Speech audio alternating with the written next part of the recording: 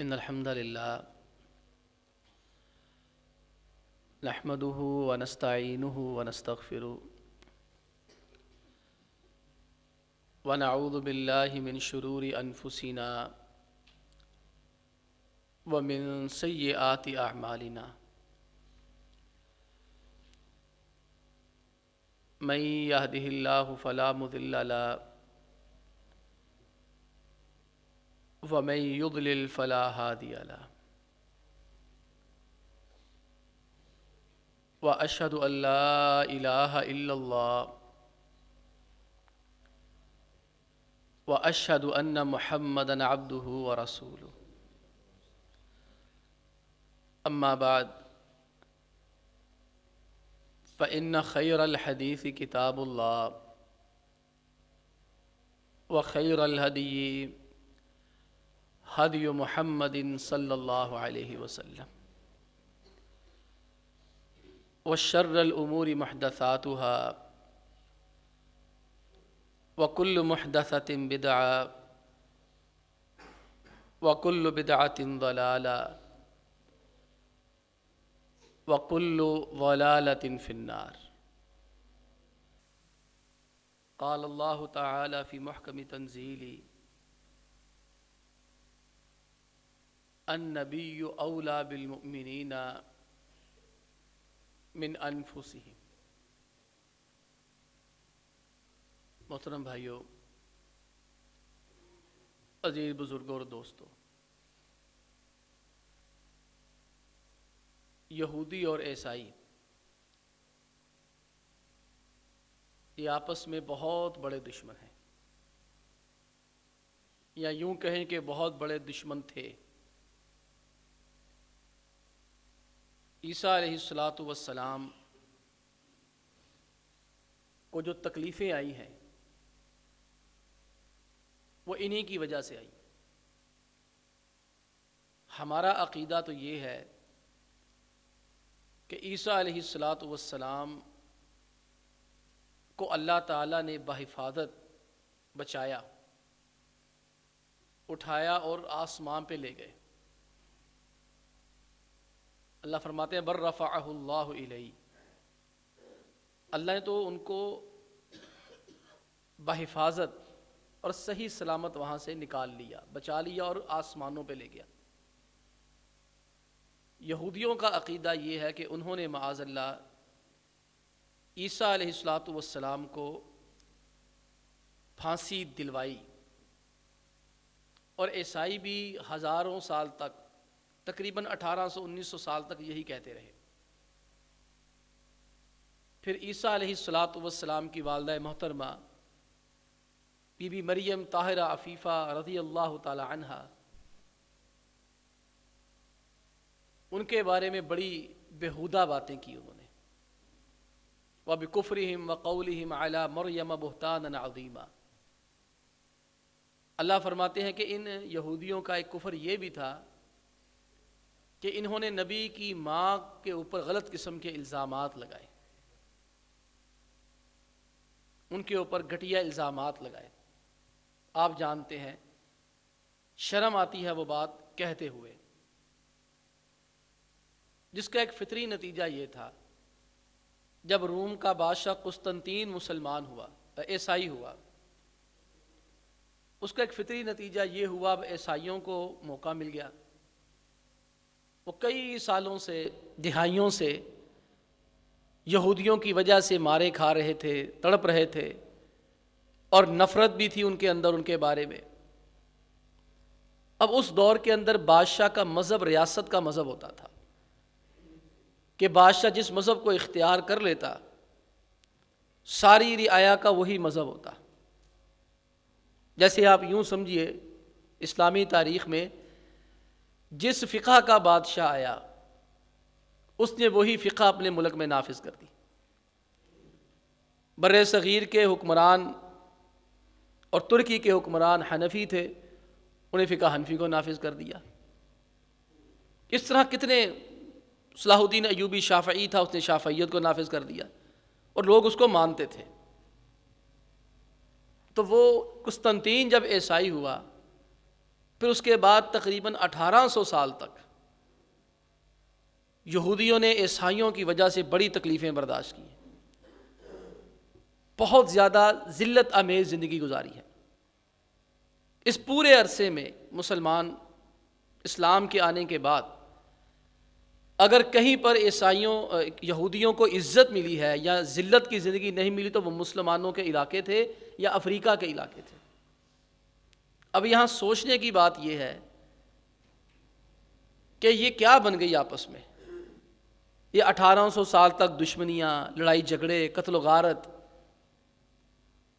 جہاں پر کوئی مسئلہ بنتا وہ کہتے یہودی مار دو۔ وہ ہریکل کے پاس خط آیا نا آپ علیہ السلام کا،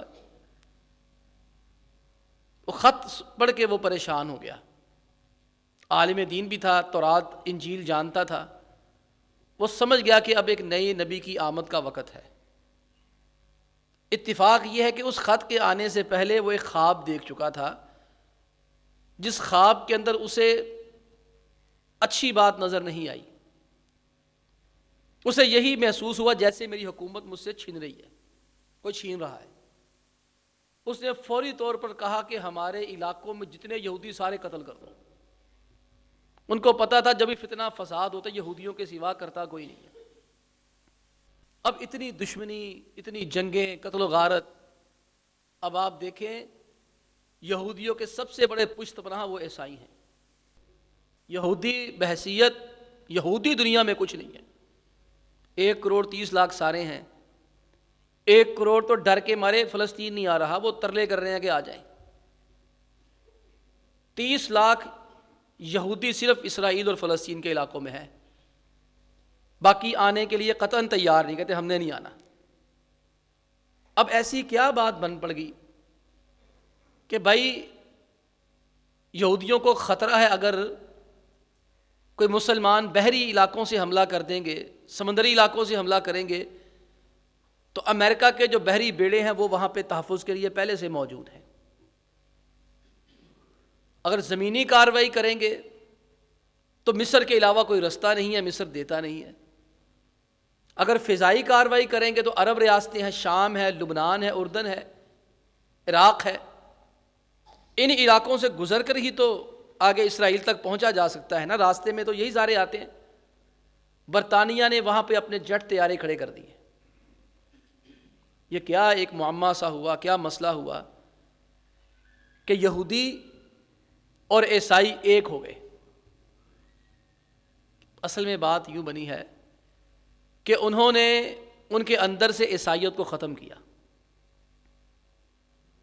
انہوں نے یہ نہیں کیا کہ عیسائیوں کو یہودی بنا دیا، انہوں نے یہ کام کیا 200-250 سال کی محنت کے ساتھ کہ یہودیوں نے عیسائیوں کو عیسائی نہیں رہنے دیا۔ اب اس وقت یورپ کا سب سے بڑا مذہب سیکولرزم ہے، اور اس کو فروغ دینے والی فری مینسز تنظیمیں یا وہ تنظیم وہ یہودیوں کی ہے۔ پوری دنیا میں انہوں نے 2 کام کیے ہیں یورپ کے ساتھ۔ ایک تو انہوں نے یہ کام کیا، یورپ کے اندر ہالی ووڈ بنایا، اور دوسرا کام ہالی ووڈ کی فلموں میں یہ کیا کہ ننگی فلمیں بنا کے عیسائیوں کو اس طرف لگایا، بے غیرت بنایا، بے حیا بنایا۔ اور دوسری چال انہوں نے یہ کھیلی جو میں نے ابھی عرض کیا، عیسائیوں کے اندر سے عیسائیت ختم کر دی، عیسیٰ علیہ السلام کی محبت ختم کر دی، اور عیسائیت کے لیے مر مٹنے کا جذبہ ان کے اندر سے ختم ہو چکا ہے۔ اب کبھی بھی عیسائیت کے نام پہ نہیں لڑتا، وہ ان کے بادشاہ کہہ دیتے ہیں، لیکن حقیقت کے اندر وہ عیسائیت کا نام بھی لے تو پیچھے وہ یہودیت کے لیے سارے کھڑے ہوتے ہیں۔ انہوں نے ان کے پادری خریدے۔ یہ آج کی بات نہیں میں کر رہا بھائیو، یہ 200-250 سال پہلے کی پلاننگ اور باتیں ہیں۔ میں پچھلے 4-5 جمعوں سے یہی باتیں آپ کے گوش گزار کر رہا ہوں یہودیت کے حوالے سے۔ انہوں نے عیسائی پادریوں کو خرید کر انجیلوں کے اندر سے وہ واقعات ختم کروائے جن واقعات میں لکھا ہوا کہ عیسیٰ علیہ السلام کو پھانسی دینے کے ذمہ دار یہودی ہیں، اور انجیل کے اندر سے وہ واقعات نکال دیے جن کے اندر یہ درج ہے کہ یہودی جناب مریم طاہرہ عفیفہ کے بارے میں گندی قسم کی باتیں کرتے ہیں۔ اب بنیادی طور پر انجیل اور تورات میں کوئی فرق نہیں ہے۔ عیسیٰ علیہ الصلوۃ والسلام نے خود انجیل میں کہہ دیا تھا، انجیل میں لکھا ہے کہ میں لوگوں کی اصلاح کے لیے نہیں آیا، میں بنی اسرائیل کی کھوئی ہوئی بھیڑوں کی اصلاح کے لیے آیا ہوں۔ اور اپنے صحابہ کو بھی انہوں نے کہہ دیا کہ تمہیں قطعی طور پر یہودیوں کے علاوہ کسی کو دین کی تبلیغ کی ضرورت نہیں ہے۔ اور سورہ صف کے اندر بھی آپ دیکھیں، سورہ مائدہ کے اندر بھی آپ پڑھیں، عیسیٰ علیہ الصلوۃ والسلام بذات خود فرماتے ہیں میرے دو کام ہیں، ایک میں تورات کی اصلاح کرنے کے لیے آیا ہوں کہ تورات کے اندر جو کمیاں کوتاہیاں ہو چکی ہیں موسیٰ علیہ الصلوۃ والسلام کے بعد، میں ان کی اصلاح کرنے کے لیے آیا ہوں۔ اور دوسرا میرا کام ہے مبشرا برسول یاتی من بعد اسمہ احمد، کہ میں نبی کریم علیہ الصلوۃ والسلام جن کا نام احمد ہے ان کے ختمی نبوت کی بشارت دینے کے لیے آیا ہوں۔ وہ اپنے دو کام کر کے چلے گئے۔ اور پھر یہودیوں نے 200 سال پہلے عزیزو جب یہ دو بنیادی نفرت کی بنیادیں دو تھی نا، ایک ہے عیسیٰ علیہ الصلوۃ والسلام کو پھانسی سولی دینا، اور دوسرا بی بی مریم طاہرہ عفیفہ کے بارے میں بد کلامی کرنا، بکواس کرنا، جب وہ نفرت کی بنیادیں ختم کر دی تو بات ختم ہو گئی۔ اس ساری چیز کا خلاصہ یہ ہے کہ انہوں نے عیسائیوں کے اندر سے نا اپنے دینی غیرت کو ختم کر دیا، اور ہمارے ساتھ میں یہی ہوا ہے، ہمارے ساتھ بھی بالکل یہی ہوا ہے۔ ہمارے اندر سے نا دین کی محبت کو ختم کر دیا ہے۔ دین کی محبت یہ نہیں ہوتی کہ مر جانا، لٹ جانا، مار دینا، یہ وقتی محبت ہے، وقتی جذبات ہیں۔ دین کی محبت اصل میں یہ ہوتی ہے کہ اپنے آپ کو سر سے لے کے پاؤں تک دینی بنا دینا۔ آپ لاکھ احتجاج کریں، میں حیران ہوتا ہوں، مجھے ہنسی آتی ہے کہ جب میں دیکھتا ہوں کوئی بری حرکت ہوتی ہے تو روڈوں کے اوپر اسرائیل کے پرچم جلائے جاتے ہو، اللہ کے بندے اپنے پیسے جلا رہے ہو۔ روڈوں کے اوپر اسرائیل لکھ کے روندا جاتا ہے اور ہم سمجھتے ہیں ہم بڑے کوئی تیر مار رہے ہیں، یا اسرائیل کو، عیسائیوں کو کھڑے ہو کے گالی دینے کے بعد ہم سمجھتے ہیں پتہ نہیں ہم نے کیا کر لیا ہے، یا سوشل میڈیا پہ بیٹھ کر دھڑا دھڑ ہم پوسٹیں کرتے ہیں، اور جتنے بھی سوشل میڈیا کے مجاہد ہوتے ہیں نماز پڑھنے کے لیے آتا ہی کوئی نہیں۔ یعنی اگر آپ کسی سے بات کریں تو مر مٹنے کا جذبہ بڑا ہے، لیکن اگر کسی کو یہ کہہ دے آؤ یار نماز پڑھنے کے لیے چلیں، وہ کیا میرے تو کپڑے خراب نے، میں پھر آ جاؤں گا۔ آپ کسی سے پیسے بھی نکلوا لیں، یہ میرا ایک ذاتی تجربہ ہے، اگر ہم کسی کو کہہ دیتے کہ یار یہ کام ہے، یہ چیز ہے، تعاون کر کے جائیں، میں حیران ہو جاتا ہوں لوگ اتنا تعاون کرتے ہیں کہ ہم کہتے ہیں یار یہ اتنا زیادہ تعاون کرنے والے لوگ ہیں، یہ اتنا زیادہ حیا کرتے، اتنا زیادہ ہماری آدھے منٹ کی بات کا پاس کرتے ہیں۔ سچا واقعہ میں بتاتا ہوں، یہاں میں نے ایک دفعہ اپیل کی تو ایک عالم دین کہتے ہیں یار آپ کو تو اپیل کرنی نہیں آتی۔ جمعے کے بعد مجھے یہاں کہا، میں کہا آپ یہاں بیٹھ جائیں، میں صرف اتنا ہی ہمیشہ کہا کہ تعاون کر کے چلے جائیں، سال میں کوئی دوسری تیسری اپیل تھی، تو میں نے کہا آپ یہاں تشریف رکھیں۔ جب بعد میں چندہ گنوایا تو وہ حیران کہتے اتنے پیسے ہو گئے۔ یعنی لوگوں کا ایک طرف یہ ذوق شوق ہے، یہ رغبت ہے، لیکن دوسری طرف اگر سر سے لے کے پاؤں تک دینی بننا اور دینی مزاج کی بات ہو، بننے کے لیے تیاری کوئی نہیں۔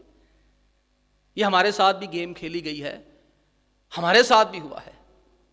اور جو ذہین لوگ ہوتے ہیں نا عزیزو، جو ذہین لوگ ہوتے ہیں ان کے اوپر وحی نہیں آتی، الہام نہیں ہوتا، وہ تجربات کی روشنی میں وقت سے پہلے بتا دیتے کہ بھائی یہ ہونے والا ہے۔ آپ مجھے بتائیے کیا مسلمانوں کی بر صغیر کی تاریخ میں علامہ اقبال رحمہ اللہ سے بڑا بھی کوئی درویش، قلندر اور سمجھدار بندہ پیدا ہوا ہوگا؟ لوگوں نے یہاں تک کہہ دیا اگر قرآن عربی زبان میں اترتا، اردو شاعری میں اترتا تو علامہ اقبال کی شاعری ہونی تھی۔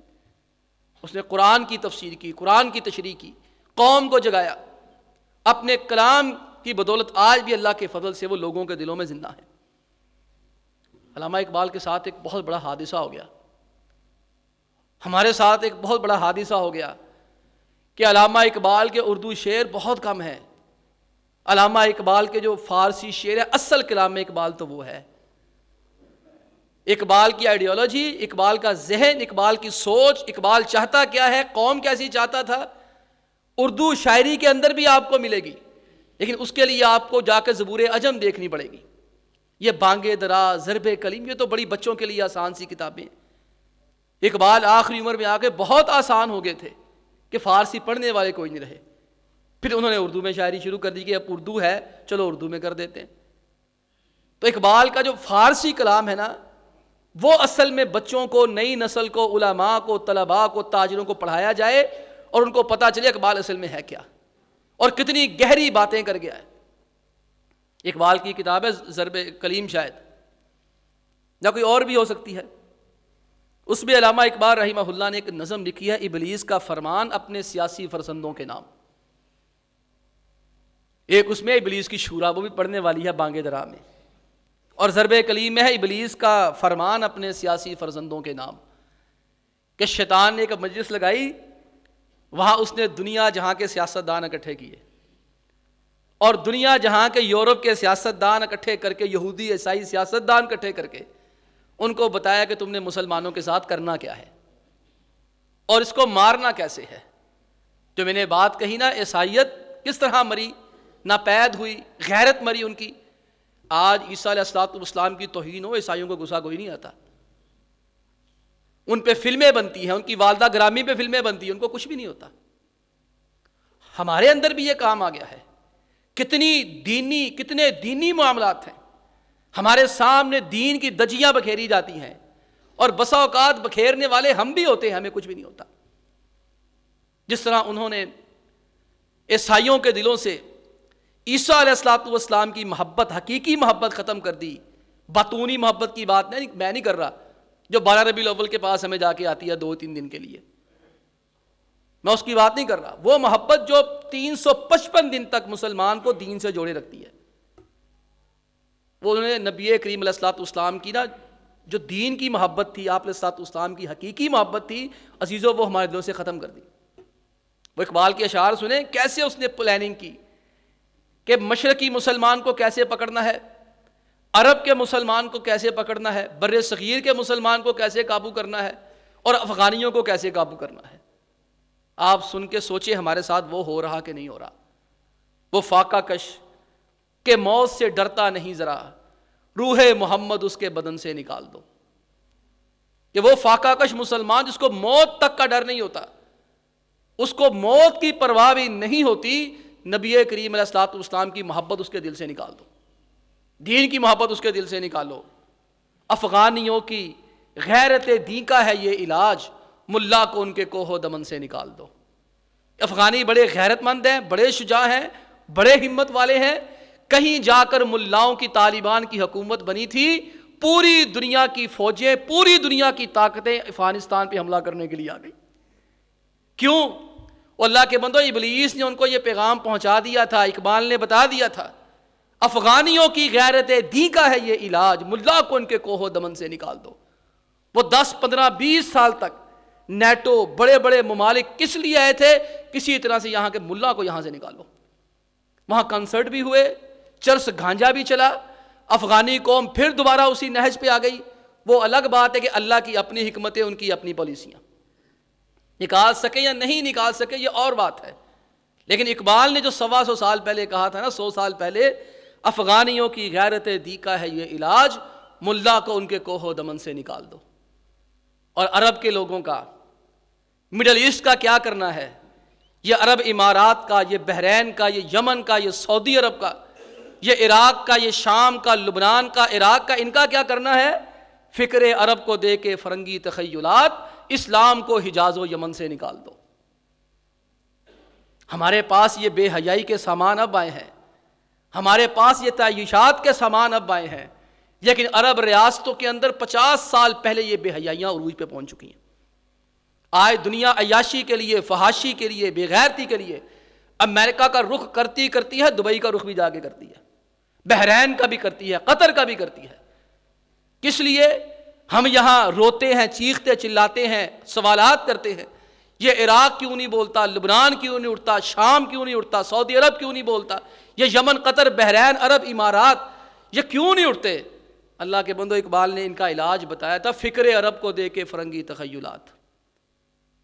یہ عرب کی فکر کو انگریزوں جیسے نام دو، انگریزوں جیسے کام دو، فکر عرب کو دے کے فرنگی تخیلات، اسلام کو حجاز و یمن سے نکال دو، اہل حرم سے ان کی روایات چھین لو۔ اہل حرم کون ہے؟ ہم مسلمان ہیں، اہل حرم ہم ہیں، مسلمانوں کو اہل حرم بھی کہا جاتا ہے۔ وہ شیطان پالیسی وضع کرتا ہے نا اپنے سیاسی فرزندوں کے نام، اہل حرم سے ان کی روایات چھین لو، آہو کو مرز خار ختن سے نکال دو۔ یہ آہو ذرا فارسی کا لفظ ہے، تھوڑی سی آپ کو فارسی سمجھا دیتا ہوں۔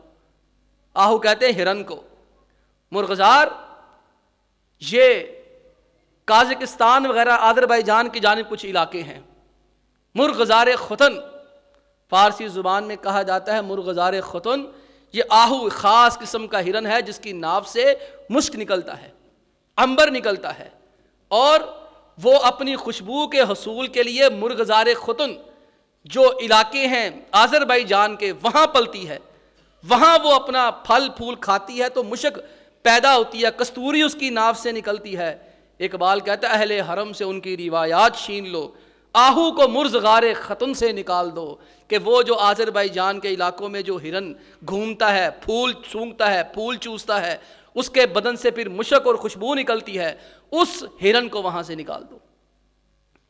اقبال کے نفس سے ہے لالے کی آگ تیز، ایسے غزل سرا کو چمن سے نکال دو، کہ وہ لوگ جن کی وجہ سے دین قائم ہے، دین کی بنیادیں قائم ہے، دین کا تشخص قائم ہے، اقبال کہتا اس کا کیا کرنا ہے؟ اس کو چمن سے نکال دو، اس کے اوپر پابندیاں لگا دو، تم وہاں نہیں جا سکتے۔ یہ ذاکر نائک کے ساتھ کیا ہوا؟ یہ دنیا کتنا کہتی ہے کہ آپ جو مرضی کریں، سیکولرزم کیا ہے؟ ہم اگر بیٹھ کے تسلی سے سوچیں، اگر صحیح معنوں میں سیکولرزم ہو تو مسلمانوں سے زیادہ کسی کو اس کا فائدہ نہیں ہو سکتا۔ ہم اس کے قائل نہیں، ہم اس کو کفر سمجھتے ہیں۔ اسلام کے سوا جتنے نظام ہیں باطل ہیں۔ اللہ معاف فرمائے، ہمارا صرف ایک ہی نظام ہے، خلافت و ملوکیت بس، اور ہمارا کوئی نظام نہیں ہے، نہ صدارتی، نہ جمہوریت، نہ سرمایہ دارانہ، نہ سوشلزم، کوئی ہمارا، نہ کمیونزم، نہ فیمنزم، کوئی ہمارا نظام نہیں ہے۔ خاص ہے ترکیب میں قوم رسول ہاشمی بس، وہی جو اقبال نے کہا تھا کہ وفا تو نے تو ہم تیرے ہیں، یہ جہاں چیز ہے کہ لوح و قلم تیرے ہیں۔ ہمارا ایک ہی سسٹم، ایک ہی نظام ہے، نبی کریم علیہ الصلوۃ والسلام کا لایا ہوا۔ لیکن بہرحال ایسے لوگ بھی تو دنیا میں موجود ہیں نا، اللہ کی حجت ہے لوگوں کے اوپر، کہ لوگ کل کو یہ نہ کہ ہمیں کسی نے دین نہیں بتایا، کوئی مولوی نہیں تھا، عالم نہیں تھا، دیندار نہیں تھے۔ تو اقبال نے کہا، پھر اقبال کے نفس سے ہے لالے کی، نفس کہتے ہیں گفتگو، لالا لالا کہتے ہیں پھول کو، اقبال کے نفس سے ہے لالے کی آگ تیز۔ اقبال کہ جب اقبال شعر پڑھتا ہے، لالے کی آگ تیز ہوتی ہے، پھول پہ جو مرجاہٹ ہے وہ ختم ہو جاتی ہے، پھول کھلکھلا اٹھتا ہے۔ ایسے غزل سرا کو چمن سے نکال دو، جو پھول کی حفاظت کرنے کی کوشش کرے گا اسے اٹھا کے چمن سے باہر پھینک دو۔ انڈیا کہتے ہیں ہم سیکولر ہیں، تو ذاکر نائک تو دنیا کو برداشت نہیں ہو رہا، کیوں؟ وہ ایک تقریر کے ساتھ 100 بندہ بیٹھے بیٹھے مسلمان کر لیتا ہے اللہ کی توفیق سے۔ آپ دیکھیں یہ ہمارے اندر یہ دینی غیرت اور جذبہ ہے کہ نہیں ہے؟ زیادہ مثالیں نہ دیں، ہم صحابہ اکرام رضی اللہ تعالی کی سیرت طیبہ کو دیکھ لیں کہ نبی کریم علیہ الصلوۃ والسلام کی تربیت کی وجہ سے ان کے جذبات کیا تھے دین کے معاملات میں۔ آپ تھوڑا سا غور کریں، میں اور آپ، ایک طرف دین ہو، ایک طرف ہمارا ذاتی مفاد ہو، اور ہمیں یہ پتہ چل جائے کہ دین پہ عمل کرنے کی وجہ سے میرے ذاتی مفاد پہ زد پڑتی ہے، میں کیا کرتا ہوں؟ عزیزوں، نہ مجھ سے سوال کریں نہ مجھے جواب دیں، اپنے آپ سے سوال کریں، اپنے آپ کو جواب دیں، اپنے آپ سے پوچھیں۔ اللہ نہ کرے ہمیں کبھی زندگی میں ایسا سامنا کرنا پڑے، ہمارے ایمان کے معیار وہ نہیں ہیں۔ ایک تابعی رضی اللہ رحمۃ اللہ علیہ نے صحابی کو کہہ دیا کہ یار تم تو بڑے خوش قسمت ہو کہ نبی کریم علیہ الصلوۃ والسلام کی زیارت سے مشرف ہو گئے، اگر ہم آپ علیہ الصلوۃ والسلام کے دور میں ہوتے ہم تو محبت اور عقیدت کی انتہا کر دیتے۔ صحابی نے پوچھا کیا کر دیتے؟ تابعی کہنے لگے اگر میں اس دور میں ہوتا میں ساری زندگی نبی علیہ الصلوۃ والسلام کو کندھوں پہ اٹھا کے مدینے کی گلیوں میں گھومتا۔ صحابی نے فرمایا نہ ایسی بات نہ کرو، تم اچھے ہو، اللہ نے تمہیں شکر کرو اس وقت میں پیدا نہیں کیا، اگر تم اس وقت میں پیدا ہوتے پتہ نہیں تم نے ابو جہل کی صف میں ہونا تھا کہ ہمارے ساتھ ہونا تھا۔ ایسی بات مت کرو، یہ بات مت کہا کرے کاش ہمیں نبی علیہ الصلوۃ والسلام کا زمانہ نصیب ہوتا، ہم اس قابل ہے ہی نہیں۔ اس لیے اللہ نے ہمیں رکھا ہی نہیں، خود ہی فیصلہ کریں۔ اگر نبی ایک صلی اللہ علیہ وسلم آج ہمارے سامنے آ جائے، ہماری حرکتیں دیکھیں، ہمیں اپنا امتی مانیں گے؟ پھر وہ اقبال کہتے ہیں نا، ہاتھ بے زور ہیں الحاظ سے دل خوبر ہیں، امتی باعث رسوائی پیغمبر ہیں۔ اللہ کی قسم، اللہ کا شکر کرے ہم سارے، ہم اللہ کے حبیب علیہ الصلوۃ والسلام کے دور میں نہیں تھے۔ ہم تو چند ٹکوں کے عوض اپنا ایمان بیچنے والے، کہیں ایسا نہ ہوتے ابو جہل کے ساتھ کھڑے ہو کر اپنے مفادات کا تحفظ کر رہے ہوتے۔ وہ صحابہ اکرام رضوان اللہ اجمعین کا مزاج دیکھیں، ان کی طبیعت دیکھیں۔ اللہ کے حبیب علیہ الصلوۃ والسلام جنگ احد کا معرکہ ہے، آپ علیہ الصلوۃ والسلام بھی زخمی ہو گئے، شکست فتح تھی، وہ اللہ کے حکم سے وہ غلطی ہو گئی اجتہادی، اللہ نے معاف کر دیا صحابہ کو۔ جہاں اللہ تعالیٰ نے قرآن پاک میں یہ فرمایا ہے نا کہ ان سے احد میں غلطی ہوئی تھی، وہاں اللہ نے یہ فرمایا لقد عفا عنکم، اللہ نے تمہیں معاف کر دیا ہے۔ اگر آج کوئی خبیث اور لعنتی آدمی اس احد کے واقعے کو بنیاد بنا کر عثمان غنی رضی اللہ تعالیٰ عنہ کی توہین کرے، اس سے بڑا اس وقت لعنتی کوئی نہیں ہے۔ وہ خبیث آدمی سے اللہ نے معاف کر دیا، تم آج تک معاف نہیں کر سکے؟ اتنا بغض ہے تیرے دل میں صحابی کے بارے میں؟ اللہ کہتا ہے میں نے معاف کر دیا، غلطی ہو گئی ان سے، تم کون ہوتے ہو بات کرنے والے؟